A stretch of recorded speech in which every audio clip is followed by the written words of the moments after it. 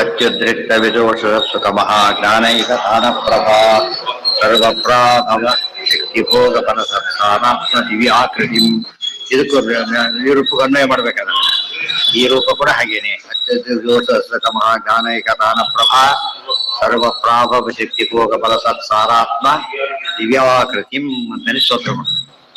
ಅದಾದ್ಮೇಲೆ ಸೃಷ್ಟಿ ಸ್ಥಿತಿ ಆ ನಿರೋಧ ನೀತಿ ಜ್ಞಾನ ಪ್ರಕಾಶಾವೃತಿ ಆ ಮೋಕ್ಷ ವಿಮೋಕ್ಷ ಮೋಕ್ಷದಂ ಹರಿಭಜಂ ನಿತ್ಯಂ ಸದಾ ಉಪಾಸ್ಮಹೇ ಅಂತ ಹೇಳಿ. ಇಲ್ಲಿ ಆಗಿತ್ತು ನಿನ್ನೆ ಸಯೇಷ ತತ್ರ ವಿಷ್ಣು ಪುರಂ ದಿವ್ಯಂ ಅಪರಾಜಿತ. ಇನ್ನು ಹಿಂದೆ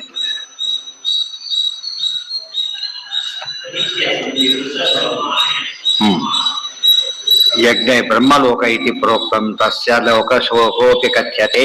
ಅದಕ್ಕೆ ಕಥೆ ಏನಂತ ಕರೀತಾರೆ, ಅದನ್ನ ಬ್ರಹ್ಮಲೋಕ ಅಂತ ಕರೀತಾರೆ. ಬ್ರಹ್ಮಪುರ ಅನ್ನುವಂತೆ ಬ್ರಹ್ಮಲೋಕ. ಯಜ್ಞ ಇಷ್ಟಂಚ ಸತ್ರಂಚ ಮೌನಂಚ ಅನಶನಂ ತಥಾ ಪದಸ್ಯ ಬ್ರಹ್ಮಣೋ ಜ್ಞಾನಂ ಸರ್ವಮೇತದುದೀರಿತಂ. ಯಜ್ಞ ಇಷ್ಟಂ ಚ ಸತ್ರಂಚ ಮೌನಂಚ ಅನಶನಂ ತಥಾ ಪರಸ್ಯ ಬ್ರಹ್ಮಣೋ ಜ್ಞಾನಂ ಸರ್ವಮೇತದುದೀರಿತಂ. ಯಜ್ಞ ಮಾಡೋದು ಇಷ್ಟ, ಯಜ್ಞ ಮಾಡೋದು ಇಷ್ಟ. ಕೆಲವು ವಿಶೇಷ ಯಜ್ಞಗಳು, ಕೆಲವು ಸಾಮಾನ್ಯ ಯಜ್ಞಗಳು. ಸತ್ರ ಅಂದ್ರೆ ಜ್ಞಾನ ಸತ್ರಾದಿಗಳು. ಆಮೇಲೆ ಮೌನಾಚರಣೆ, ಅನಶನ ಉಪವಾಸ ಮಾಡೋದು ಎಲ್ಲ ಕೂಡ ಪರಮಾತ್ಮನ ಜ್ಞಾನ ಸಂಪಾದನೆಗೆ ದಾರಿ. ತೀರ್ಥ ಮಾಡಿದ್ರೆ ಆಚಾರ್ಯ ಶುದ್ಧ ಅಥಾತೋ ಬ್ರಹ್ಮ ಜಿಜ್ಞಾಸ. ಸದಾಚಾರ ಇದ್ರೆ ಮಾತ್ರ ಸದ್ವಿಚಾರ ಬರೋದ್ರಿಂದ ಸದಾಚಾರವನ್ನು ಬೇಡ ಅಂತ ಅನೇಕರ ವಾದ. ಸದಾಚಾರನೇ ಬೇಕಿಲ್ಲ ಅಂತ ಕೆಲವು ವಾದ. ಕೆಲವು ಸದ್ವಿಚಾರ ಬೇಕಿಲ್ಲ, ಸದಾಚಾರ ಸಾಕು ಅಂತ ಇನ್ನು ಕೆಲವು. ಎರಡೂ ಬೇಕಿಲ್ಲ ಅಂತ ಹೊರತು ಎರಡೂ ಬೇಕು ಅಂತ ಶಾಸ್ತ್ರ ಹೇಳುತ್ತೆ. ಅದು ಎರಡಕ್ಕೂ ಈಕ್ವಲ್ ಇಂಪಾರ್ಟೆನ್ಸ್ ಅಲ್ಲ. ಸದಾಚಾರ ಯೂನಿಫಾರ್ಮ್ ಹಾಕೊಂಡು ಕೂತ್ಕೊಂಡು ಏನು ಉಪಯೋಗ? ಸ್ಕೂಲ್ಗೆ ಹೋದ್ರೆ ಉಪಯೋಗ, ಅದರ್ವೈಸ್ ವೇಸ್ಟ್. ಗೊತ್ತಾಯ್ತಾ? ಸುಮ್ಮನೆ ಮಾಡಿದ್ರೆ ಅದಕ್ಕೆ ಬೆಲೆ ಇಲ್ಲ. ಬರೀ ಆಚಾರಕ್ಕೆ ಸ್ನಾನ ಮಾಡಿ ಕೂತ್ಕೊಂಡ, ಸ್ನಾನ ಕೌಂಟ್ ಆಗಲ್ಲ. ಸ್ನಾನ ಅಂಬೋದು ಈ ಸ್ನಾನ ಆಗ್ಲಿಲ್ಲ, ಸಂಧ್ಯಾವಂದನೆ ಪೂಜೆ ಮಾಡಿದ್ರೆ ಪಂಚ ಬರ್ತಿದ್ರು ವೇಸ್ಟ್, ಕೌಂಟ್ ಆಗ್ಲಿಲ್ಲ. ಎಷ್ಟೋದ್ರ ಕೆಲವು ಅಭ್ಯಾಸ ಇರುತ್ತೆ, ಅಭ್ಯಾಸ ಮಾಡ್ಕೊಂಡ್ಬಿಟ್ಟಿರ್ತಾರೆ. ಸೂಸು ಮನೇಲಿ ಕೂತ್ಕೊಂಡೆ ಸೂಟು ಬುಟ್ಟ ಹಾಕಿ ಕೂತ್ಕೊಂಡ್ಬಿಟ್ಟು, ಯಾಕೆಂದ್ರೆ ಪ್ರಾಕ್ಟೀಸ್ ಆಗಿರ್ತದೆ. ಅವಾಗ ಓದೋರು ಸಿಟ್ಟು ಆಫೀಸ್ಗೆ ಸುಮ್ಮನೆ ಹಾಕೊಂಡ್ಬಿಡ್ತಿದೆ ಅಂತ ಅವರಿಗೆ. ಕೆಲವರು ಹಾಗಲ್ಲ, ಅಲ್ಲಿ ಹೋದ್ರೆ ಸಿಂಪಲ್ ಆಗೇ ಇರುತ್ತೆ ಅವರವ್ರ ಅಭ್ಯಾಸಗಳು. ಆದ್ರೆ ಇಲ್ಲಿ ಹಾಗಲ್ಲ, ಕರ್ಮದ ಅಂಗ ಆಗಬೇಕು. ಶೌಚಾಸನೇತು ಅಂಗ ಮಾತ್ರ ನ ಪೃಥಕ್ ಧರ್ಮ ಕಾರಣ. ಎಲ್ಲದಕ್ಕೂ ಉತ್ತರ ಶ್ರೀಮದಾಚಾರ್ಯರು. ತುಂಬಾ ಜನ ಬೈತಿರ್ತಾರೆ, ಬಡಿ ಮಾಡ್ತಾರೆ. ಒಂದು ದೃಷ್ಟಿಯಿಂದ ಬೈಯೋ ಸರಿ ಅದು. ಭಾರಿ ಮಾಡ್ತಾರೆ, ಜ್ಞಾನಕಾರಿ ಹೆಸರು ಕೂಡ ಇಲ್ಲ. ವೇಸ್ಟ್ ಇದ್ದ ಲೆಕ್ಕ. ಗೊಂಬೆ ಪೂಜೆ ಮಾಡಿದ ಲೆಕ್ಕ, ದೇವ್ರ ಪೂಜೆ ಆಗ್ಲಿಲ್ಲ, ಅದು ಗೊಂಬೆ ಪೂಜೆ ಮಾಡಿದಾಗ ಆಗುತ್ತೆ ಅಷ್ಟೇ. ಆದ್ರಿಂದ ಅದನ್ನ ಬೈದ್ರೆ ತಪ್ಪಲ್ಲ, ಯಾಕಂದ್ರೆ ಸರಿಯಾಗಿ ಮಾಡ್ತಾ ಇಲ್ಲ ಅಂತ. ಬಿಡಿಸೋದಕ್ಕೆ ಬೈಬಾರ್ದು, ಸರಿಯಾಗಿ ಮಾಡ್ಲಿ ಅಂತ ಹೇಳೋದು ಬೈಬೇಕು. ಗೊಂಬೆ ಪೂಜೆ ಮಾಡ್ತಾನೆ ಏನು ಉಪಯೋಗ ಅಂತ ಕೇಳ್ತಾರಲ್ಲ, ಗೊತ್ತಾಗ ಹಾಗಿರ್ಬಾರ್ದ? ಹೌದು. ಕಂಚುಗಾರನ ಬಿಡಾರದಂದಲ್ಲಿ ಕಂಚು ಬಿತ್ತಾಡಿ ಪ್ರತಿಭೆಗಳ ನೆರಹಿ ಮಿಂಚಬೇಕೆಂದು ಬಲು ಜ್ಯೋತಿಗಳನ್ನೇ ಹಚ್ಚಿ ವಂಚನೆಯ ಕೂಡ ಪೂಜೆ ಮಾಡುವುದಿದು ಉದರ ವೈರಾಗ್ಯವಿದು ನಮ್ಮ ಪದ್ಮನಾಭನಲ್ಲಿ ದೇಶಭಕ್ತಿ ಇಲ್ಲ. ಅದಾಗಬಾರ್ದು ಅಂತ ಹೇಳೋದಕ್ಕೆ ಇವೆಲ್ಲ ತಿಳ್ಕೊಂಡಿರ್ತಾರೆ. ಇದೆಲ್ಲ ಬೇಕಿತ್ತು. ಏನ ಇನ್ನು ಮುಂದೆ, ಇನ್ನು ಹಿಂದಿಂದ ಇಲ್ಲ, ಇನ್ನು ಮುಂದೆ ಅದಿರೋದು ಇಲ್ಲಿದೆಯಾ? ಇನ್ನು ಮುಂದೆ ಇರೋದು ಇಲ್ಲಿ ಬಂದಿಲ್ಲ, ಇನ್ನು ಆಗೋಯ್ತಾ? ಎಲ್ಲಿದೆ? ಮೇಲಿದೆಯಾ ಕೆಳಗಿದೆಯಾ?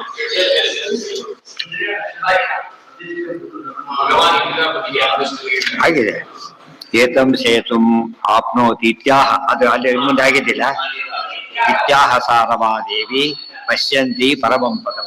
ನಾಲ್ಕು ಮಧ್ಯೆ ಹಾಕಿ ಮಾತಾಡಿದ್ರು ಅಂದ್ರೆ ಈ ಶ್ಲೋಕ ಎಲ್ಲ ಕಂಡವರೆಲ್ಲ ಸಾಕ್ಷಾತ್ ಮಹಾಲಕ್ಷ್ಮಿ. ಎಲ್ಲ ಕಂಡವರವರೇನು ಪರಮಾತ್ಮ ಆದ್ಮೇಲೆ, ಗೊತ್ತಾಯ್ತಾ? ಆದ್ರೆ ಸ್ಪೆಸಿಫಿಕ್ ಆಗಿ ಉಪನಿಷತ್ಗೇನು ಇವರವರು ರಮಾದೇವಿನೇ ಮುಖ್ಯ ಋಷಿ ಆದ್ರಿಂದ ಮಧ್ಯೆ ಸೇರಿಸಿದರು.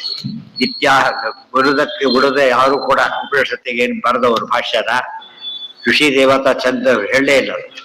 ಆ ರೀತಿ ಓದಿದ್ರೆ ಶಿಷ್ಯರಿಗೆ ಕೆಟ್ಟದಾಗತ್ತೆ ಅಂತ ಅರ್ಥ. ಹಿಂದೆ ಹೇಳಿದಾರೆ ಅದನ್ನು, ಗತ್ತೆ ವಾಪದ್ಯತೆ ಪ್ರವಾಮೀಯತೆ ಅಂತ ಹೇಳ್ಬಿಟ್ಟಿದ್ದಾರೆ. ತಿಳ್ಕೊಂಡೇ ಹೇಳಬೇಕು. ಆಚಾರ ಒಬ್ಬರೇ ಅದನ್ನ ಪೂರ್ತಿ ಹೇಳಿದವರು. ಅದು ಇದು ಪ್ರೂಫು. ಇತ್ಯಾಹ ರಮಾದೇವಿ ಪಶ್ಯಂತಿ ಪರಮಂ ಪದಂ.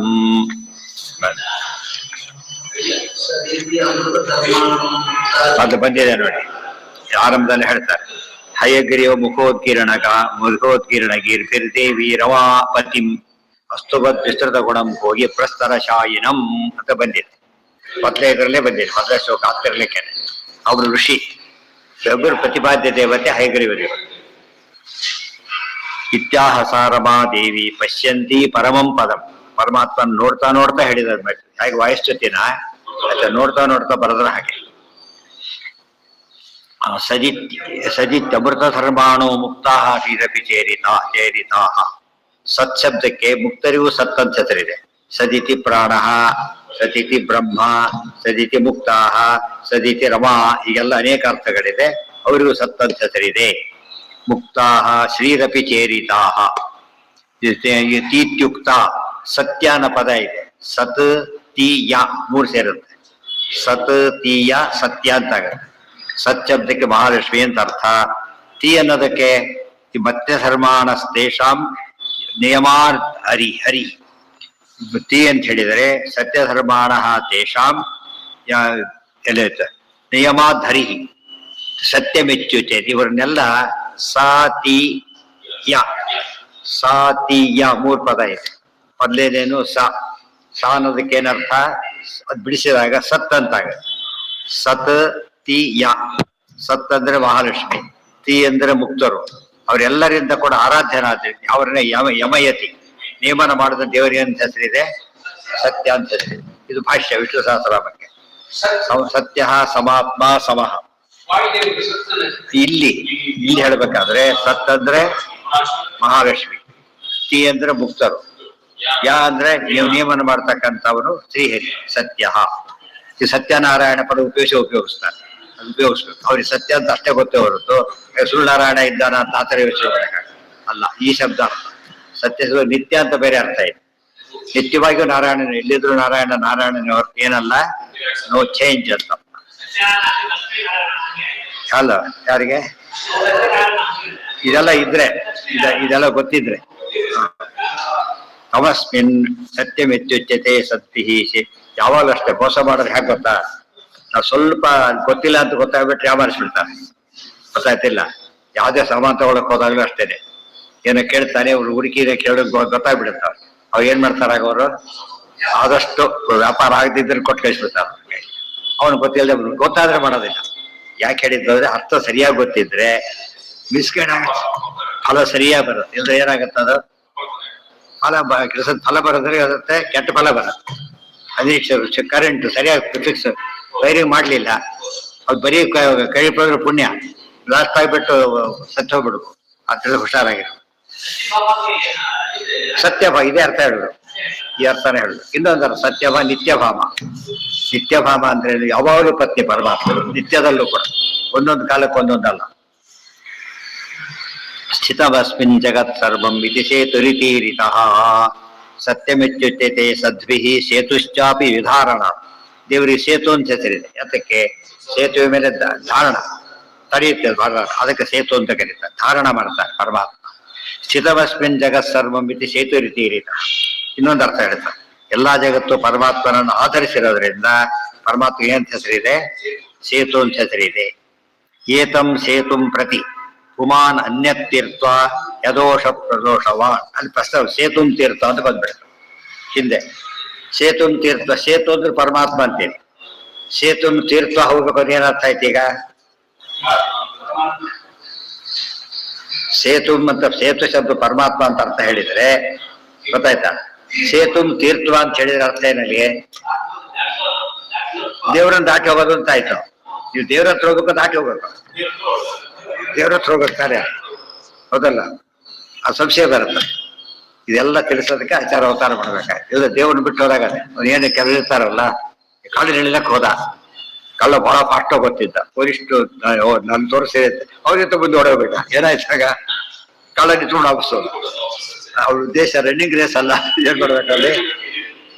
ಕಳ್ಳನ್ ಹಿಡಿದು ದೇವ್ರ ಕಳ್ಳ, ಹೌದಲ್ಲ? ದೇವ್ರ ಕಳ್ಳ ಅಂತ ಹಿಡಿಬೇಕು, ದಾಟಿ ಹೋಗ್ಬಿಟ್ರೆ ಉಪಯೋಗ ಇಲ್ಲ. ಹೇಗಿರ್ಬೇಕು? ಅಲ್ಲಿ ರೀಚ್ ಆಗ್ಬೇಕು, ಮುಂದೆ ಹೋಗ್ಬಾರ್ದು. ಅಲ್ಲಿ ರೀಚ್ ಆಗ್ಬಿಟ್ಟು ಹಿಡಿದು ಬಿಡ್ಬೇಕು. ಅಲ್ಲೇ ದೇವ್ರ ಕಳ್ಳ ಅಂತ ಕರೆದಿದಾರಲ್ಲ, ಅದಕ್ಕೆ ಕಳ್ಳನ ಮೀರಿಸಿ ಹೋದ್ರೆ ಪೊಲೀಸ್ ಅಲ್ಲ, ಹಿಡ್ಕೊಂಡ್ಬಂದ್ರೆ ಪೊಲೀಸ್. ಆ ದೃಷ್ಟಿಯಿಂದ ತೀರ್ಥ ಪದಕ್ಕೆ ಏನರ್ಥ? ಮುಂದೆ ಹೋಗ್ಬಿಡ್ತಾರೆ ಅಂತ. ಮುಂದೆ ಹೋಗೋದಲ್ಲ. ನೋಡಿ ಹೇಗೆ ಅರ್ಥ ಬರುತ್ತೆ, ಸರಿಯಾಗಿ ನೋಡ್ಬೇಕು. ಈ ಒಂದು ಕಡೆ ಅರ್ಥ ಮಾಡ್ಬಿಡ್ತಾರಲ್ಲ, ಇಂಥ ಪ್ರಸಂಗ ಎಲ್ಲಿ ಬಂದ್ರೆ ಇದನ್ನ ಎಕ್ಸ್ಪ್ಲೇನ್ ಮಾಡಿ ಸೇರ್ಸ್ಕೋಬೇಕು. ಎಲ್ಲದಕ್ಕೆ ಹೇಳ್ತಾ ಕೊಡೋದಿಲ್ಲ, ಸೂತ್ರ ಇದ್ದಾಗ. ಅದಕ್ಕೆ ಮತ್ತೆ ಗೊಂದಲ ಮಾಡ್ಕೊಬಿಟ್ರೆ ಹೋಯ್ತಾರೆ. ತೀರ್ಥ ಹೇಳ್ತಾರೆ, ಹಾಗಲ್ಲ ಅರ್ಥ. ಏತಂ ಸೇತುಂ ಪ್ರತಿ ಕುಮಾನ್ ಅನ್ಯತ್ ತೀರ್ಥಾಹಿ ಅದೋಷವ. ಇಂಥ ದೇವರಿಗೋಸ್ಕರ ಬೇರೆದನ್ನ ದಾಟಿ ಇಲ್ಲಿ ಬರ್ಬೇಕು. ಇದನ್ ತೀರ್ಥ ಅಲ್ಲ, ಉಳಿದನ್ ದಾಟಿ ಇಲ್ಲಿ ಬರ್ಬೇಕು ಅಂತ. ತದಲಂ ಬಹುಲೋಕ ವಿಚಿಂತನಯ ಪ್ರವಣಂ ಕುರು ಮಾನಸ ಮೀಶಪದೆ. ಇದೆಲ್ಲ ವ್ಯಾಕರಣ ಇತ್ಯಾದಿ ಹಿನ್ನೆಲೆಯಲ್ಲಿ ಮೀಮಾಂಸಾ ವ್ಯಾಕರಣ ಎಲ್ಲ ಗೊತ್ತಿದ್ರು. ಒಂದು ಗೊತ್ತಿದ್ರು ಆಗಲ್ಲ ಇದಕ್ಕೆಲ್ಲ. ಎಲ್ಲಾ ಶಾಸ್ತ್ರ ಗೊತ್ತಿದ್ರೆ ಶಬ್ದಾರ್ಥ ಗೊತ್ತಾಗಲಿಕ್ಕೆ ವ್ಯಾಕರಣ ಕೋಶಗಳು ಬೇಕು. ಬರೀ ಶಬ್ದ ಶುದ್ಧಿ ವ್ಯಾಕರಣ, ಬರೀ ಶಬ್ದಾರ್ಥಕ್ಕೆ ಕೋಶಗಳು, ಗೊತ್ತಾಯ್ತಾ? ಸಾಮಾನ್ಯ ಅರ್ಥ ಹೇಳೋದಕ್ಕೆ ಉಪಕರ್ಮಾದಿಗಳು ಸಾಕು. ಇನ್ನೂ ವಿಶೇಷ ಅರ್ಥ ಹೇಳಬೇಕಾದ್ರೆ ಎಲ್ಲ ಸೇರಿಸಿ ಅರ್ಥ ಮಾಡ್ಬೇಕು. ಆ ಅರ್ಥ ಮಾಡ್ತಿದ್ದವ್ರ ಕೈ ಹಾಕಿದ್ರೆ ಏನಾಗುತ್ತೆ? ಅದಕ್ಕೆ ಅರ್ಥ ಆಗುತ್ತೆ. ಕರೆಂಟ್ ರಿಪೇರ್ ಮಾಡಿ ನಾನು ಮಾಡ್ತೀನಿ, ತಾನು ಕಿತ್ತೋಗೋದು ಬಿಟ್ಟು ಸುಟ್ಕೊಂಡು ಅದು ನೋಡೋದು ಸುಲಭ ಕಂಡ ಕಾಣುತ್ತೆ ಎಷ್ಟೋ ಸಲ. ಹಾಗಲ್ಲ, ಆ ರಿಸ್ಕಿ, ತುಂಬಾ ರಿಸ್ಕ್ ಇದೆ ಅದರೊಳಗೆ. ತಮಸ್ಮಿನ್ ಜಗತ್ ಸರ್ವಂ ಸಿತಮಸ್ಮಿನ್ ಜಗತ್ ಸರ್ವಂ ಇತಿ ಸೇತು ರೀತಿ ಎಲ್ಲಾ ಜಗತ್ತು ಇವರ ಸಿತ ಇದನ್ನು ಆಚರಿಸಿರೋದ್ರಿಂದ ಸೇತು ಅಂತ ಕರೀತಾರೆ. ಏತಂ ಸೇತುಂ ಪ್ರತಿ ಪುಮಾನ್ ಅನ್ಯತ್ ತೀರ್ಥ ಹಿ ಅದೋಷವಾನ್ ಸಪ್ರಾಪ್ತೋ ಬ್ರಹ್ಮಚರ್ಯೇಣ ಮನೋವಾ ಕರ್ಮ ವಿಸ್ತೂಯತೆ. ಸಪ್ರಾಪ್ತೋ ಪರಮಾತ್ಮ ಯಾವ್ದರಿಂದ ಸಿಗ್ತಾನೆ ಅಂತ ಕೇಳಿದ್ರೆ ಬ್ರಹ್ಮಚರ್ಯ, ಮನಸ್ಸು, ವಾಕು, ಕರ್ಮ ಇವೆಲ್ಲ ಶುದ್ಧವಾಗಿರ್ಬೇಕು. ಅವ ಮಾತ್ರ ಪರಮಾತ್ಮ ಸಿಗ್ತಾನೆ, ಹೊರತು ಸಿಗೋದಿಲ್ಲ. ಚರಣಂ ಬ್ರಹ್ಮಣಿ ಪರೇ ಬ್ರಹ್ಮಚರ್ಯಂಬಿ ತತ್ಸ್ಮೃತಂ. ಬ್ರಹ್ಮಚರ್ಯ ಡೆಫಿನೇಷನ್ ಇದು. ಎಷ್ಟು ಪ್ರತಿಯೊಂದು ಅರ್ಥ ಎಲ್ಲೋ ಹೇಳ್ಬಿಟ್ಟಿರ್ತಾರೆ, ಯಾರು ಉಪಯೋಗಿಸಲ್ಲ. ಅವರು ಉಪಯೋಗಿಸಿದ್ರೆ ವಂಡರ್ಸ್ ಮಾಡ್ಬೋದು. ಹೇಳ್ತಾರೆ ಬ್ರಹ್ಮಚರ್ಯ ಅಂದ್ರೆ ಏನು? ಒಂದು ಬ್ರಹ್ಮಚರ್ಯ ಗೊತ್ತಿದೆ, ಮದುವೆ ಆಗಿಲ್ಲ ಬ್ರಹ್ಮಚಾರಿ. ಈ ಅರ್ಥ ಸಾಮಾನ್ಯವಾದ ಅರ್ಥ, ಆಶ್ರಮದ ಅರ್ಥ ಅಷ್ಟೇ. ಬ್ರಹ್ಮಚರ್ಯ ಆಶ್ರಮದ ಅರ್ಥ. ಬ್ರಹ್ಮಚರ್ಯ ಅಂತ ಅಷ್ಟೇ ತಗೊಂಡ್ಬಿಟ್ರೆ ಚರಣಂ ಬ್ರಹ್ಮಣಿ ಪರೇ ಬ್ರಹ್ಮಚರ್ಯಂಬಿ ತತ್ಸ್ಮೃತ. ಯಾವಾಗಲೂ ದೇವ್ರ ಕಡೆ ಮನಸ್ಸಾಕಿದೆ ಅಂತ ಕರೀತಾರೆ, ಬ್ರಹ್ಮಚಾರ್ಯ ಅಂತ ಕರೀತಾರೆ. ವಾಯುದೇವರು ಹನುಮಂತ ಬ್ರಹ್ಮಚಾರಿ, ಎರಡು ಡಬಲ್ ಬ್ರಹ್ಮಚಾರಿ. ಆಶ್ರಮದಲ್ಲೂ ಬ್ರಹ್ಮಚಾರಿ, ಕಾರ್ಯದಲ್ಲೂ ಬ್ರಹ್ಮಚಾರಿ. ಭೀಮ ಬ್ರಹ್ಮಚಾರಿ, ಆಚಾರ್ಯ ಸನ್ಯಾಸಿಗಳು ಬ್ರಹ್ಮಚಾರಿಗಳಿಗೆ. ದ್ರೌಪದಿ ಪತಿಯಾದ್ರು ಬ್ರಹ್ಮಚಾರಿನೇ ಅವರು. ಯಾತಕ್ಕೆ? ಎಲ್ಲ ದೇವರ ದೇವ ಪೂಜೆ ಪ್ರತಿಯೊಂದನ್ನು ಹಾಗೆ ಮಾಡೋದ್ರಿಂದ ಅವ್ರಿಗೆ ಬ್ರಹ್ಮಚಾರ್ಯ ಲೋಪನೇ ಇಲ್ಲ. ಅರ್ಥ ಆಯ್ತಾ? ಅಲ್ಲ ಅಲ್ಲ, ದೇವರ ಕಡೆ ಹೋಗ್ಬೇಕು. ಫಸ್ಟ್ ಕ್ಲಾಸ್ ವೆಹಿಕಲ್ ಎಲ್ಲ ಹೋಗ್ತಾ ಇದ್ದಾನೆ, ಅವ್ನು ಹೋಗ್ತಾರ ಬೈತಾರ ಅವನ್ನ. Super driving, first class safe driving, ಗುಡಿನ ಬೇರೆ ಕಡೆ ಹೋಗ್ಬಿಟ್ಟಿದಾನು. ಏನಂತಾರ ಅವನಿಗೆ? ದುಡ್ಡು ಕೊಡೋದಿಲ್ಲ, ಅಲ್ಲ ಪೆನಾಲ್ಟಿ ಹಾಕ್ತಾರೆ. ಎಲ್ಲಿಗೆ ಹೋಗ್ಬೇಕಲ್ಲಿಗೆ ಹೋಗ್ಬೇಕಾದಲ್ಲಿ ಹೋಗ್ಬೇಕು. ಎಲ್ಲ ಕೊಟ್ಟಿದ್ದು ದೇವ್ರ ಮೇಲೆ ಎಲ್ಲಿಗೆ ಹೋಗ್ಬೇಕು ನಾವೀಗ? ದೇವ್ರ ಹತ್ರ ಅವ್ರು ಒಪ್ಪಿಸ್ಬೇಕಲ್ಲ ಅದನ್ನೆಲ್ಲ ಕೂಡ. ಯಾವಾಗಲೂ ಎಚ್ಚರ ಇರ್ಬೇಕು, ನಮ್ಮದಲ್ಲ. ಬಾಡಿಗೆ ವೆಹಿಕಲ್ ಒಯ್ದಾಗ ನಮ್ಮ ತಲೆಯಲ್ಲಿ ಏನ್ ಕೂತಿರುತ್ತೆ ಯಾವಾಗಲೂ, ಇದು ನಮ್ಮದಲ್ಲ, ಅದು ಎಚ್ಚರಿಕೆ ಇರುತ್ತೆ. ಹೇಗೆ ವೆಹಿಕಲ್ ಬಗ್ಗೆ ಹಾಕಿ ಆ ವೆಹಿಕಲ್ ಬಗ್ಗೆ ನಮ್ಮ ವೆಹಿಕಲ್ ದೇಹ, ಇದು ನಮ್ಮ ವೆಹಿಕಲ್ ಅಲ್ಲ ಅಂತ ಯಾರಿಗೂ ಗೊತ್ತಿದೆ. ಆಗಿದ್ದು ಏನಾಗ್ತಿದ್ದಿಲ್ಲ, ಯಾರು ಸಾಯ್ತಾನೆ ಇದ್ದಿಲ್ಲ ಯಾರು. ನಮ್ಮದಾಗಿ ಇಟ್ಕೊಂಡಿರ್ಬೇಕು. ಹಾಗೆ ಯಾವಾಗ ಬಿಟ್ಟು ಹೋಗುತ್ತೋ ಅದು ಬಾಡಿಗೆ ಮನೆ ಬಿಡ್ಬೇಕಾದ್ರೆ ಬಿಡದ ಹೋದ್ರೆ ಬಿಡಿಸ್ತಾರಲ್ಲ, ವ್ಯವಸ್ಥೆ ಮಾಡಿ ಬಿಡ್ಬೇಕಲ್ಲ. ಆ ಎಚ್ಚರ ಬಂದ್ರೆ ಏನಾಗತ್ತೆ, ಸದಾ ದೇವ್ರ ಕಡೆ ಮನಸ್ಸಿರುತ್ತೆ, ನಮ್ಮದಲ್ಲ.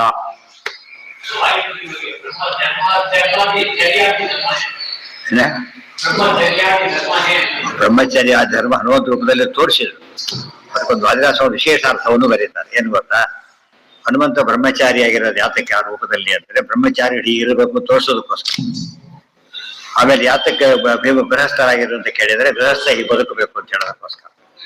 ಅದೇ ವಾನಪ್ರಸ್ಥ ಅಲ್ಲೇ ಸೇರಿಸ್ಬಿಟ್ರು. ಯಾಕೆ?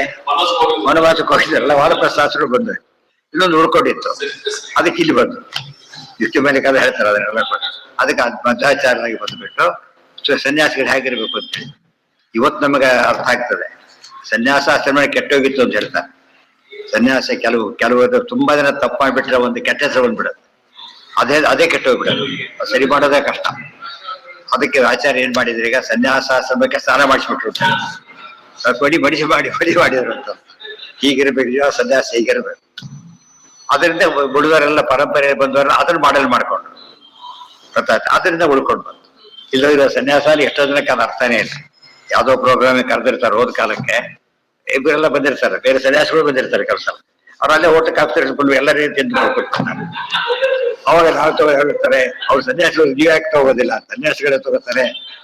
ಈ ತರ ಅವ್ರಿಗೆ ಪಾಪ ತಪ್ಪು ಅಂತಲ್ಲ, ಇದು ಬಂತು. ಅದು ಅವರಿಗೆ ತಿಳುವಳಿಕೆ ಬಗ್ಗೆ ಬಂದಿಲ್ಲ. ಆದ್ರಿಂದ ಬೆರ್ಸಾಕೊಂಡು ಏನ್ ಬೇಕಾದ್ರೆ ಮಾಡ್ಬೋದು ಅಂತ ತಿಳ್ಕೊಬಿಡ್ತಾರೆ. ಹಾಗಾಗಿ ಅದೆಲ್ಲ ಆಗಬಾರ್ದು ಅಂತ ಏನ್ ಮಾಡಿದ್ರೆ ಆಚಾರ್ಯ ಹೀಗಿರಬೇಕು ಅಂತ ತೋರಿಸಿ. ಅದೊಂದು ದೊಡ್ಡ ಇದು ಅವರ ಮೆಸೇಜ್. ಜನೋ ನಮೇನ್ನ ಪರತೇತಿ ಮತ್ವ ಚತುರ್ಥಾಶ್ರಮ ಮೇಷ ಭೇಜಿ. ಇವ್ರು ಹಾಗಲ್ಲ, ಏನ್ ಮಾಡಿದ್ರು, ದೇವರಿಗೆ ಅತ್ಯಂತ ಪ್ರಿಯವಾದ ಆಶ್ರಮ ಸನ್ಯಾಸಾಶ್ರಮ, ಅತ್ಯಂತ ಪ್ರಿಯವಾದ ಆಶ್ರಮ. ಯಾಕೆ ಎಲ್ಲ ಬಿಟ್ಟು ಬಂದಿರ್ತಾರಲ್ಲ, ಬೇರೆ ಕಡೆ ಕೆಲಸ ಬಿಟ್ಟು ಬಂದು ಕೊಡೋದ್ರ ಪೆಜಿಟಿ ಬರೋದಿಲ್ಲ, ಎಲ್ಲ ಬಿಟ್ಟು ಬಂದು ಅವ್ರ ಬಗ್ಗೆ ಗಮನ ಕೊಡ್ಬೇಕಾಗತ್ತೆ. ತಮ್ಮ ವ್ಯವಸ್ಥೆ ಬೇರೆ ಮಾಡ್ಕೊಬಿಟ್ಟು ಕಾಫಿ ಎಲ್ಲ ಸ್ಟವ್ ತರ್ಕೊಬಿಟ್ಟಿರ್ತಾರೆ, ಅವ್ರ ಬಗ್ಗೆ ಯೋಚನೆ ಮಾಡ್ಬೇಕಾಗಿಲ್ಲ.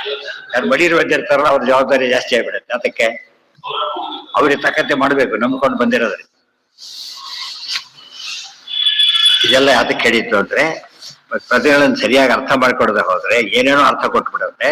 ಅದು ತಿಳ್ಕೊಬಾರದು. ನಮ್ಮೊಂದು ಪ್ರತಿಯೊಂದು ಆಶ್ರಮ ಗುರಿ ಇದೆ. ಬ್ರಹ್ಮಚರ್ಯ ನಿಜವಾದ ಬ್ರಹ್ಮಚರ್ಯ ಅಂದ್ರೆ ಏನು? ಏತಂಶ ಚರಣಂ ಬ್ರಹ್ಮಣಿ ಪರೇ ಪರೇ ಬ್ರಹ್ಮಣಿ ಬ್ರಹ್ಮಚರ್ಯಮಿ ತತ್ಸ್ಮೃತಂ. ಇದಕ್ಕೆ ಬ್ರಹ್ಮಚರ್ಯ ಅಂತ ಕರೀತಾರೆ. ಸಪ್ರಾಪ್ಯೋ ಬ್ರಹ್ಮಚರ್ಯೇಣ ಮನೋವ ಕರ್ಮವಿಸ್ತು. ಈ ನಮಗೆ ಅರ್ಥ ಆಗುತ್ತೆ. ಅಶ್ವತ್ಥಾಮಾಚಾರ್ಯ ಬ್ರಹ್ಮಚರ್ಯ ಹೋಗಿದೆ ಅಂದ್ರೆ ಈ ಬ್ರಹ್ಮಚರ್ಯ ಹೋಗಿದೆ. ಯಾಕೆ ಯಾರು ಪ್ಲೀಸ್ ಮಾಡ್ಲಿಕ್ಕೆ ಕೊಟ್ರು? ಅವ್ರೀಗ ಇವ್ರಿಗೆ ಪ್ಲೀಸ್ ಮಾಡ್ಲಿಕ್ಕೆ ಕೊಟ್ಬಿಟ್ರು. ಯಾರಿಗೆ ಎದುರಾಗಿ? ಕೃಷ್ಣಗೆ ಎದುರಾಗಿ. ಬಿಡೋದಿಲ್ಲ, ನಾವು ಅಲ್ಲೇ ಹೊಡಿತೀವಿ. ಅದು ಬ್ರಹ್ಮಚರ್ಯ ಹೋಗಿದ್ದೀವಿ. ಈ ಬ್ರಹ್ಮಚರ್ಯ ಹೋಗಿ ಈ ಬ್ರಹ್ಮಚರ್ಯಕ್ಕೆ ಇದಿದೆ, ಪ್ರಾಯಶ್ಚಿತ್ತ ಮಾಡ್ಕೋಬಹುದು. ಇದಕ್ಕೆ ಭಾರಿ ದೊಡ್ಡ ಅಪಚಾರ ಆಗತ್ತೆ. ಅದು ಭಾರಿ ದೊಡ್ಡವರು ಉಳಿದವರಾದ ದೊಡ್ಡ ಅಕ್ಷಮ್ಯ ಅಪರಾಧ. ಅವ್ರಿಗೆ ಆ ಸಾಮರ್ಥ್ಯ ಇತ್ತು, ಬಂದದಿತ್ತು, ಯೋಗ ಇತ್ತು, ಮಹಾಜ್ಞಾನಿಗಳು. ಅದರಿಂದ ಅವ್ರಿಗೆ ಮುಂದೆ ಮುಕ್ತಿಗೆ ಯಾವ ಪ್ರತಿಬಂಧಕ ಆಗ್ಲಿಲ್ಲ ಅವ್ರಿಗೆ. ಚರಣಂ ಬ್ರಹ್ಮಣಿ ಪರೇ ಬ್ರಹ್ಮಚರ್ಯಮಿ ತಸ್ಮೃತಂ ತೇನೈವ ಬ್ರಹ್ಮಚರ್ಯೇಣ ಭವೇಯುರ್ ಬ್ರಹ್ಮಲೋಕ. ಇಂಥ ಬ್ರಹ್ಮಚರ್ಯ ಮೇಂಟೈನ್ ಮಾಡಿದ್ರೆ ಬ್ರಹ್ಮಲೋಕಕ್ಕೆ ಹೋಗ್ತಾರೆ.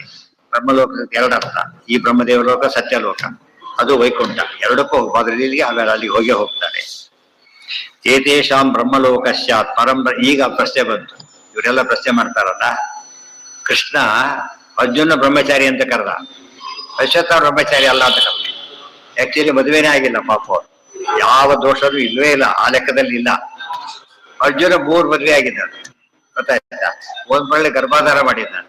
ಆದ್ರೆ ಅರ್ಜುನ ಯಾರು ಅಂತ ಕೇಳಿದ್ರೆ ಕೌಮಾರ ಹೇಳ್ತಾರೆ. ಛತ್ರತೇಜ ಬ್ರಹ್ಮಚಾರಿ ಕೌಮಾರಾದಪಿ ಚಾರ್ಜುನ. ಕೌಮಾರನಾಗಿದ್ದಾಗಲೂ ಬ್ರಹ್ಮಚಾರಿಣಿ ಅಂತ ಹೇಳ್ಬಿಟ್ರೆ ಆಚಾರ್ಯ. ಅದು ಮಹಾಭಾರತದ ಮಾತು ಹಾಗೆ ಇಟ್ಟಿದ್ದಾರೆ ಆಚಾರ್ಯ. ಛತ್ರತೇಜ ಬ್ರಹ್ಮಚಾರಿ ಮಹಾಭಾರತದಲ್ಲಿ ಬರ್ತದೆ. ಕೃಷ್ಣ ಹೇಳಿದ ಮಾತೇ ಅದು. ಬಾಲ್ಯಾದ ಕೌಮಾರಾದಪಿ ಚಾರ್ಜುನ. ಯಾಕೆ ಅಂತ ಕೇಳಿದ್ರೆ ಅದೆಲ್ಲ ಏನು ಉದಾಹರಣೆ, ಗುರು ಬೇರೆ ಗರ್ಭಾಧಾರ ಮಾಡ್ತಾನೆ, ತನಗೆ ಬೇಕು ಅಂತಲ್ಲ. ಅವ್ರು ಕೇಳ್ಕೊಂಡ್ರು, ನೋಡಿ ಗಂಡನ ತಿಂದಾಕ್ಬಿಟ್ಟಿದ್ದಾನೆ, ನಾಗವಂಶ ಮುಂದುವರಿಬೇಕಾಗಿದೆ, ಉಪಕಾರ ಪ್ರಾರ್ಥನೆ ಮಾಡಿದ್ರು. ಅದಕ್ಕೋಸ್ಕರ ಮಾಡಿದ್ರಿಂದ ಏನಾಯ್ತದು? ವಂಶೋದ್ಧಾರದ ಕೆಲಸ ಮಾಡಿದ್ರಿಂದ ಅದು ಪಾಪ ಅನಿಸ್ಲೇ ಇಲ್ಲ. ಅರ್ಥ ಆಯ್ತಾ? ಅದು ಸುಭದ್ರೆ ತಾನು ಒಪ್ಪಿದ್ದಾನೆ, ಆಗ ಸೇವೆ ಮಾಡಬಹುದು, ಅದಕ್ಕೆ ಹುಟ್ಟಿದ್ದಾನೆ, ಮುಗಿದೋಯ್ತು. ಶಚಿದೇವಿ ಅಲ್ಲೇ ಇದ್ದಾರೆ, ಗೊತ್ತಾಯ್ತು? ಅದ್ರಿಂದ ಏನಾಯ್ತು? ಇವೆಲ್ಲ ಕೂಡ ಚಿತ್ರಾಂಗದ ಹೆಂಡತಿನೇ ಮದುವೆ ಆದ್ರು. ಚಿತ್ರಾಂಗ ಒಟ್ಟು 3 ಮದುವೆ, ಒಂದ್ ಬರಲೇ ಗರ್ಭಾಧಾರ. ಇಷ್ಟಾಗಿಯೂ ಕೂಡ ಭಾರಿ ಬ್ರಹ್ಮಚಾರಿ. ಎಂಥ ಬ್ರಹ್ಮಚಾರಿ? ತಾನು ಬಿಟ್ಟ ಬ್ರಹ್ಮಚರ್ಯ ಅಸ್ತ್ರ ಅಲ್ಲ, ಅವ್ರು ಬಿಟ್ಟ ಬ್ರಹ್ಮಚರ್ಯದ್ರು ಅವಸ್ಥೆ ಶಕ್ತಿ. ಬ್ರಹ್ಮಚರ್ಯ ಹೊಸ ಅರ್ಥ ಇದೆ. ಇನ್ನು ಅರ್ಥ ಮಾಡ್ಕೊಂಡು ಉಪಯೋಗ ಏನಾಗುತ್ತೆ ಅಂದ್ರೆ, ಅಹಲ್ಯ ದ್ರೌಪದಿ ಸೀತಾ ತಾರಾ ಮಂಡೋದರಿ ತಥಾ ಪಂಚಕನ್ಯಾ ಸ್ಮರೇ ನಿತ್ಯಂ ಮಹಾಪಾತಕ ನಾಶ. ಅವ್ರು ಏನ್ ಹೇಳ್ತಾರೆ? ಇದೆಲ್ಲ ಶೋಕ ತಪ್ಪಿದೆ, ಪಂಚಕನ್ಯರನ್ನು ಸ್ಮರಣೆ ಮಾಡಿ ಅಂತಾರೆ. ಎಲ್ಲ ಮದುವೆ ಆದವರು, ಅದು ಕನ್ಯಾ ಅಂತ ಕರಿಬಾರ್ದು. ಬರದಾಕಿದವ್ರು ಪುಣ್ಯಾರ್ಥ, ಅವ್ನಿಗೆ ಅಷ್ಟೇ ಗೊತ್ತಿರೋದು ಅರ್ಥ. ಆ ಕನ್ಯಾ ಶಬ್ದಕ್ಕೆ ಅರ್ಥ ತಗೊಂಡ್ರೆ ಈ ಅರ್ಥ ಇದೆ. ಫಸ್ಟ್ ಯಾವ ಹೆಣ್ಣು ಮೊದಲು ಕೂಡ ಆಶ್ರಮ ಧರ್ಮವನ್ನು ತಲುಪದೇ ಇದ್ದು ಬಿಟ್ರೆ ಏನಂತ ಕರೀತಾರೆ? ಕನ್ಯಾ ಅಂತಾನೆ. ಇಲ್ಲಿ ಬ್ರಹ್ಮಚಾರಿ ಅಂತ ಅರ್ಜುನ ಕರೆದ್ರ ಹಾಗೆ ವಿವಾಹಿತರನ್ನು ಏನಂತ ಕರಿಬಹುದು? ಕನ್ಯಾ ಅಂತ ಕರಿಬಹುದು. ಇಷ್ಟೇ ತೆಗೆದು ನೋಡಿ. ಅನ್ಮ್ಯಾರಿಡ್ ವುಮನ್ ಅಂತ ಅರ್ಥ ಇದೆ, ಜೊತೆಗೆ ಇನ್ನೊಂದು ಅರ್ಥ ಗ್ಲೋರಿಯಸ್ ವುಮನ್, ಇನ್ನೊಂದು ಅರ್ಥ ಗ್ಲೋರಿಯಸ್ ವುಮನ್. ಅರ್ಥ ಆಯ್ತಾ? ಈಗ ಮದುವೆ ಆಗಿ ಗ್ಲೋರಿಯಸ್ ವುಮನ್, ಅದು ಅರ್ಥ ಬರಲಿಲ್ಲ ಅಂತ ತಿಳ್ಕೊಂಡ್ಬಿಟ್ಟು ಪಂಚಕಂ ನಾಸ್ಪರಿ ಏನೇನೋ ಮಾಡ್ಬಿಟ್ಟು ಅಹಲ್ಯ ಪಾಪ ಮತ್ತೆ ಬರ ರಾಮನೇರ ಒಪ್ಕೊಬಿಟ್ಟಿದ್ದ. ಪಾಪ ಬಂದಿಲ್ಲ ಇವನಿಗೆ, ಒಪ್ಪಿಬಿಟ್ಟಿದ್ದಾರೆ. ಗೊತ್ತಾಯ್ತಾ? ಅಹಲ್ಯ ದ್ರೌಪದಿ ಇಲ್ಲ ಸ್ಪಷ್ಟ ಹೇಳ್ಬಿಟ್ಟಿದ್ದಾರೆ. ಅಲ್ಲಿ ಭಾರತೀ ದೇವಿಗೆ ದೋಷ ಹೆಸರಿಲ್ಲ, ಇವರಿಗೆ ಶಾಪ ಇತ್ತು, ಅನುಭವಿಸಬೇಕಾಗಿತ್ತು ಅಷ್ಟೇ ಹೊರತು ಅಲ್ಲೂ ಕೂಡ ಅವರಿಗೆ ಅನ್ಯಪುರುಷ ಸಂಯೋಗ ಆಗ್ಲೇ ಇಲ್ಲ. ಅದು ಡಿಫರೆಂಟ್ ಕೇಸಸ್ ಡೀಲ್ ಮಾಡಿರೋದಲ್ಲಿ, ಬರೀ ಸಿಮಿಲರ್ ಅಲ್ಲ, ಡಿಫರೆಂಟ್. ಅದು ಕೂಡ ಡಿಸಿಮಿಲರ್ ಅಂಡ್ ಅದ್ರಲ್ಲಿ ಹಾಗೇನು ಇನ್ನೊಂದು ವ್ಯತ್ಯಾಸ ಇದೆ. ಅದಕ್ಕೆ ಮಹತ್ವ ಬಂತು. ದ್ರೌಪದಿ ಸೀತಾ 1 ವರ್ಷ ಅಲ್ಲಿದ್ರು ಕೂಡ ಅಲ್ಲಿ ಇಲ್ಲೇ ಇಲ್ಲ. ಯಾರು ಇಂದ್ರದೇವರಲ್ಲಿ ಸೀತಾದೇವಿ ಸಮಸ್ಯೆನೇ ಇಲ್ಲ. ಆಮೇಲೆ ಸೀತಾ ತಿದ್ಕೊಂಡ್ಬಿಡ್ತಾರೆ, ಕೆಲವರು ತಾರ ಮಾಡ್ಬಿಡ್ತಾರೆ, ತಬ್ಬಿದ ತಕ್ಕಂತೆ ಬದಲಾಯಿಸ್ಬಿಡ್ತಾರೆ. ಹಾಗೆಲ್ಲ ಮಾಡಬಾರ್ದು. ಇರೋದನ್ನ ಗೊತ್ತಾಗೋದ್ರೆ ಕೇಳ್ಬೇಕೆ ಹೊರತು ಅಡ್ಜಸ್ಟ್ ಮಾಡ್ಕೊಳಕ್ ಹೋಗ್ಬಾರ್ದು. ಮಂಡೋದರಿ ತಥಾ ಆಮೇಲೆ ಮಂಡೋದರಿ, ರಾವಣ ಪರಮ ನೀಚ. ಅದು ಎಂಥ ನೀಚ ಅಂತ ಕೇಳಿದ್ರೆ ಸೀತಾ ಕೃತಿಯನ್ನು ಇಟ್ಕೊಂಡಿದ್ದಾನೆ, ಅವ್ರಿಗೆ ಗೊತ್ತಿಲ್ಲ, ಹೇಳ್ತಾ ಆದ್ರೂ ಕೇಳ್ತಾ ಇಲ್ಲ. ಅಂತ ಹೊತ್ತಲ್ಲಿ ಏನ್ ಮಾಡಬಹುದಾಗಿತ್ತಾಕೆ? ಭಾರಿ ಪಾಪ ಕಟ್ಕೋಬೇಕಾಗಿತ್ತು, ಇಲ್ಲ ತ್ಯಾಗ ಮಾಡ್ಬೇಕಾಗಿತ್ತು. ತ್ಯಾಗ ಮಾಡ್ಲಿಲ್ಲ, ಕಾರಣ ಒಳಗೆ ಜಯ ಇದ್ದಾನೆ. ಪೂರ್ತಿ ದುಷ್ಟ ಆಗಿದ್ರೆ ತ್ಯಾಗನೇ ಮಾಡಬೇಕು, ಅದು ದೋಷ ಅಲ್ಲ, ಗುಣನೇ. ಇಲ್ಲ ಪ್ರತ್ಯೇಕ ಇರಬೇಕು, ಆದ್ರೆ ಹಾಗೆ ಮಾಡ್ಲಿಲ್ಲ. ಯಾಕಂದ್ರೆ ಯೋಗ್ಯ ಒಳಗಿದ್ದಾನೆ, ಅಯೋಗ್ಯ ಇದ್ದಾನೆ. ಆ ರೀತಿ ಮ್ಯಾನೇಜ್ ಮಾಡಿರ್ಲಿಕ್ಕೆ ಸಾಧ್ಯವಾಯ್ತು ಆಕೆಗೆ. ಅದಕ್ಕೆ ಪತಿವ್ರತೆಯರ ಸಾರಿಸಿ. ನೀವು ಬರೀ ಕಮ್ಮಿ ಉಪಯೋಗಿಸ್ಬಿಟ್ರೆ ಅವ್ರ ಮಹತ್ವ ಬರಲೇ ಇಲ್ಲ. ನೋಡಿ, ಕನ್ಯಾ ಶಬ್ದ ಉಪಯೋಗಿಸಿದ್ರೆ ಮಾತ್ರ ಏನ್ ಬರುತ್ತೆ? ಕನ್ಯೆಯರಂತೆ ಪರಿಶುದ್ಧರಾದವರು ಅಂತ ಅರ್ಥ ಬರ್ಬೇಕು, ಗೊತ್ತಾಯ್ತಾ? ಅದ್ರಿಂದ ಏನ್ ಪಾಠ ಇರ್ಬೇಕಲ್ಲಿ? ಪಂಚಕನ್ಯಾ ಅನ್ನೋ ಪಾಠನೇ ಸರಿಯಾದ ಪಾಠ. ಯಾರ ಹೇಳಿಲ್ಲ. ಅದ್ರಿಂದ ಸಾಮಾನ್ಯವಾಗಿ ಯಾರು ಮೂಲ ರೂಪ ಹೇಳಿರೋದಿಲ್ಲ, ಮೂಲ ರೂಪದ ಅದೇ ಹೆಸರು ಅಂತ. ಧೃತರಾಷ್ಟ್ರ ಇದ್ದಾರೆ, ಮೂಲ ರೂಪದ ಹೆಸರೇನ ಆತನಿಗೆ? ಧೃತರಾಷ್ಟ್ರ ಅಂತಾರೆ. ಕಾರ್ತಿವೀರ್ಯಾಜರಡೆ, ಪರೀಕ್ಷಿತರಾಜನೇ, ಯಾರ ಅವತಾರ ಅಂತ ಹೇಳಲೇ ಇಲ್ಲ. ಮೂಲದ ಹೆಸರು ಇಲ್ಲಿ ಹೆಸರು ಒಂದೇ ಆಗಿದೆ. ನಾರಾಯಣ ಎರಡು ಇದೆಯಲ್ಲ ಹಾಗೆ. ಮೂಲ ರೂಪನೂ ನಾರಾಯಣ, ಅವತಾರ ರೂಪನೂ ನಾರಾಯಣ. ಅಲ್ಲಿ ಯಾವ ಚೇಂಜು ಇಲ್ಲ. ಇಲ್ಲಿ ಪ್ರಾಬ್ಲಮ್ ಇದೆ ಸ್ವಲ್ಪ ಅವ್ರಿಗಿಲ್ಲ, ಅದೇ ಡಿಫರೆನ್ಸ್. ಯಾರಿಗೆ? ಯಾರ ಆವೇಶ? ಅದು ಹೇಳಿಲ್ಲ. ಹೇಳ್ಬೇಕಾದ್ರೆ ಅದ್ರ ದೋಷ ಇಲ್ಲ, ಹೇಳದೆ ಹೋದಾಗ ದೋಷ ಇಲ್ಲ. ಅವಳಿಗೆ ಅನ್ನೋಯಿಂಗ್ಲೇ ಅವಳಿಗೆ ಜ್ಞಾನ ಇರ್ತದೆ. ಅವನ ಗುಣಕ್ಕೆಲ್ಲ ಮೆಚ್ಚಿಬಿಟ್ಟು ಅವನ ಲೋಕ ಎಂತ ದುಷ್ಟ ಕೂಡ ಏನ್ ಮಾಡಿರ್ತಾರೆ, ಕೆಲವು ಒಳ್ಳೆ ಕೆಲಸ ಮಾಡಿಬಿಟ್ಟಿರ್ತಾನೆ. ಪೂರ್ತಿ ದುಷ್ಟ ಆದ್ರೆ ಒಳ್ಳೆ ಕೆಲಸ ಮಾಡಕ್ ಸಾಧ್ಯ ಇಲ್ಲ, ಅರ್ಥ ಆಯ್ತಾ? ಆ ಹಿನ್ನೆಲೆಯಲ್ಲಿ ಅವಳಿಗೆ ಅನುಭವ ಬಂದಿದೆ, ಮಾಡಿದಾಳ, ಅದು ತಪ್ಪಾಗ್ಲಿಲ್ಲ ಅಂತ. ಇದನ್ನ ಮೆಸೇಜ್ ಒಂದಿದೆ ಸಮಾಜಕ್ಕೆ. ಏನ್ ಮೆಸೇಜ್ ಇದೆ? ಗಂಡ ಕೆಲವು ಕಾರಣದಿಂದ ಜೀವದ್ವಯವೇಶ ಬೇಕಾಗಿಲ್ಲ, ಕೆಲವೊಮ್ಮೆ ತಪ್ಪು ಮಾಡಿದ್ರು ಕೂಡ ತಿದ್ದಬೇಕೇ ಹೊರತು ಏನ್ ಮಾಡೋದಿಲ್ಲ, ಬಿಟ್ಟು ಹೋಗಬಾರ್ದು ಅಂತ ಅರ್ಥ. ಇವತ್ತೇನು ಒಳ್ಳೇದ್ ಮಾಡಿದ್ರೆ ಬಿಟ್ಟು ಹೋಗ್ತಾರೆ, ಹಾಗಾಗ್ಬಿಟ್ಟಿದೆ. ಕೆಟ್ಟದ್ ಮಾಡಿದ್ರಲ್ಲ, ಒಳ್ಳೇದ್ ಮಾಡಿದ್ರೆ ಭಾರಿ ಒಳ್ಳೇದ್ ಮಾಡ್ತಾರೆ, ಭಾರಿ ಬಿಡಿ ಮಾಡ್ತಾರೆ, ಬಿಟ್ಟು ಹೋಗ್ಬಿಡ್ತಾರೆ. ಅದು ಮಹಾಪಾಪ. ಬಿಡಲೇಬಾರದ ಕೆಲಸನ ಬಿಟ್ಟರಂತೂ ಇನ್ನೂ ಹೆಚ್ಚು ಪಾಪ. ಅದೆಲ್ಲ ವಿಕೃತ ಚಿಂತನೆಗಳು, ಹಾಗಿರಬಾರ್ದು.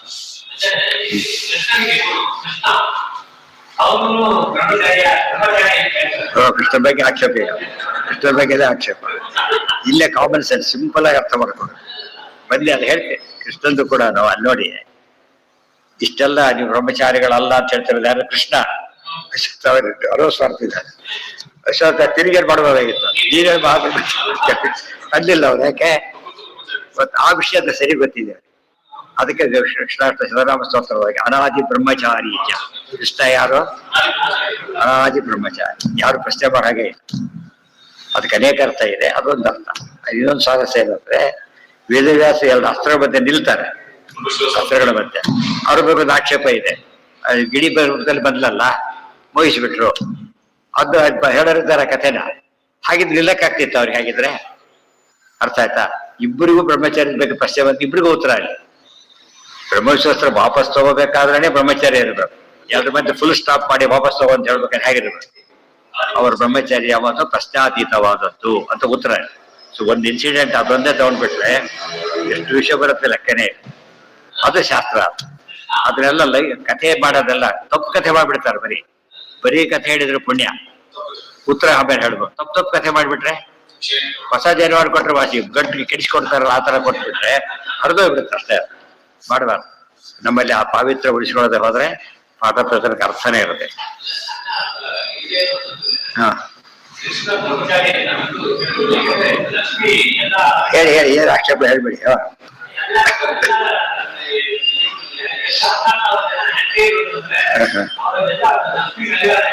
ಹೌದು, ಸರಿ. ಅದೆಲ್ಲ ಬೇರೆ. ಅದಕ್ಕೆ ಕಾರಣ ಕೊಟ್ಟಾಯ್ತಿ. ಏನು ಉಪಕಾರಕ್ಕೋಸ್ಕರ ಮಾಡಿದ್ದು ಪ್ರಶ್ನೆ ಬರಲೇ ಇಲ್ಲ. ಇಲ್ಲಿ ಯಾರು ಅಂತ ತಪಸ್ ಮಾಡಿ ಬಂದವರಾಗಿರ್ತಾರೆ. ಇವರಂತೂ ಹೆಂಡ್ತೇನೆ ಶಚಿ ಒಳಗಿರೋದು, ಚಿತ್ರಾಂಗದೇ ಹೆಂಡ್ತೇನೆ, ಗೊತ್ತಾಯ್ತಾ? ಅಲ್ಲಿ ತ್ರಿಜಟೆ ಆಗಿದ್ದಾಗ ಇಂದ್ರ ಸೇವೆ ಮಾಡಿಲ್ಲ. ಅದಕ್ಕೆ ಸೀತಾಕೃತಿ ರೂಪದಲ್ಲಿ ಇಂದ್ರ ಸೇವೆ ಮಾಡಿದ್ರೆ ಇಲ್ಲಿ ಬಂದು ತಪಸ್ಸಿದ್ದ ಅಷ್ಟೇ ಪುಣ್ಯ. ಅದೆಲ್ಲ ಇದ್ದ ದೋಷ ಬರ್ಲಿಲ್ಲ, ಗೊತ್ತಾಯ್ತಾ? ದೋಷ ಪರಿಹಾರಕ್ಕೆ ಕಾರಣಗಳು ಅಲ್ಲೇ ಇದ್ದಾಗ ನಾವು ದೋಷ ಹೇಳೋ ಕಾರಣನೇ. ಇವತ್ತು ಕೋರ್ಟ್ ಕಚೇರಿ ಕೂಡ ಕೊಡ್ಬೇಕಾದ್ರೆ ಸುಮ್ಮನೆ ಜಡ್ಜ್ಮೆಂಟ್ ಕೊಡೋದಿಲ್ಲ, ಬ್ಯಾಕ್ಗ್ರೌಂಡ್ ಎಲ್ಲ ನೋಡ್ತಾರೆ. ಬಲಾತ್ಕಾರದ ಕೇಸ್ನಲ್ಲಿ ಪಾವಿತ್ರ್ಯ ಹೋಗಿದೆ ಅಂತ ಹೇಳೋದಿಲ್ಲ ಅಂತ ಹೇಳ್ಬಾರದು. ಗೊತ್ತಾಯ್ತಾ? ಅತ್ಯಾಚಾರ ಬಲಾತ್ಕಾರದ ಕೇಸ್ಗಳಲ್ಲಿ ಪಾವಿತ್ರ್ಯ ಹೋಗೋದಿಲ್ಲ. ಗೊತ್ತಾಯ್ತಾ? ಇಲ್ದ ಹೋದ್ರೆ ಮನಸ್ಸಲ್ಲೇ ರೇಣುಕ ಮನಸ್ಸಲ್ಲೇನೆ ಪಾಪ ಬಂತು, ಅದು ಪರಿಹಾರ ಮಾಡಿದೆ. ಯಮದಗ್ನಿಗಳು ಪರಿಹಾರ ಮಾಡಿ. ಧರ್ಮ ಸೂಕ್ಷ್ಮ ಬಹಳ ವಿಚಿತ್ರ. ಅದೆಲ್ಲ ಗೊತ್ತಿದ್ರೆ ಸರಿ ಹೋಗ. ಅದನ್ನೆಲ್ಲ ಹೇಳೋದಕ್ಕೆ ಆಚಾರ್ಯರು ಕ್ಲೂ ಕೊಟ್ಟು ಪ್ರಾಪ್ಯೋ ಏತಂ ಸೇತುಂ ತೀರ್ಥ ಸದೋಷವ ಚರಣಂ ಬ್ರಹ್ಮಣಿ ಪರೆ ಬ್ರಹ್ಮಚಾರಿ ಎಂಬಿ ತಸ್ಮೃತ. ಗೀತಾಭಾಷ್ಯದಲ್ಲಿ ಹೇಳಿದ್ದಾರೆ, ಇಲ್ಲಿ ಕೊಟೇಶನ್ ಇಲ್ಲಿ ಕೊಟ್ಟಿದ್ದಾರೆ. ತೇನೈವ ಬ್ರಹ್ಮಚಾರ್ಯೇಣ ಭವೇರು ಬ್ರಹ್ಮಲೋಕಗ. ಇದು ಒಳ್ಳೆ ವಿಶೇಷವಾದ ಸಿದ್ಧಿ ಹೇಳ್ತಾರೆ. ಏತೇಷಾಂ ಬ್ರಹ್ಮಲೋಕ ಸ್ಯಾತ್ ಪರಂ ಬ್ರಹ್ಮೈವ ಲೋಕನ. ಏತೇಷಾಂ ಬ್ರಹ್ಮಲೋಕ ಸ್ಯಾತ್ ಪರಂ ಬ್ರಹ್ಮೈವ ಲೋಕನ. ಪರಬ್ರಹ್ಮನೇ ನೋಡ್ತಾ ಇದ್ದಾರಾದ್ರಿಂದ ಅವ್ರು ಇಲ್ಲಿದ್ರು ಬ್ರಹ್ಮಲೋಕನೇ, ಅಲ್ಲಿ ಹೋಗ್ತಾರೆ. ಬ್ರಹ್ಮಲೋಕ ಇತಿ ಪ್ರೋಕ್ತಂ ತಸ್ಯ ಲೋಕೋಪಿ ಕಥ್ಯತೆ. ಅದಿಷ್ಟು ಉಳಿದು ನಾಳೆ. ಸರ್ವೇಂದ್ರಿಯ ಪ್ರೇರಕೇಣ ಶ್ರೀ ಪ್ರಾಣಪತಿನೇರಿತಃ ಯದವೋಚಮಹಂ ತೇನ ಪ್ರಿಯತಾಂ ಭವಾದಯ.